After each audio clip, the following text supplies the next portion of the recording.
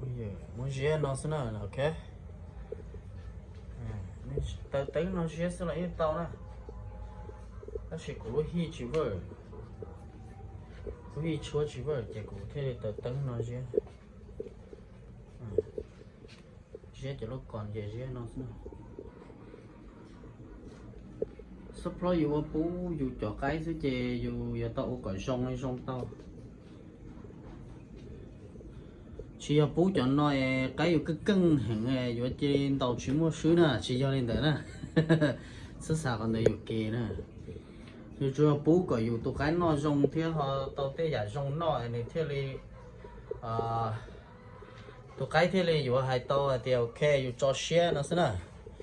Tụi cái này cân này trả lại chị này cân này đỡ làm mù chị tôi có dùng sẽ nè ok. Thì hai có chân thì hai có share được bao rồi chỉ không gì sẽ được sẽ nè.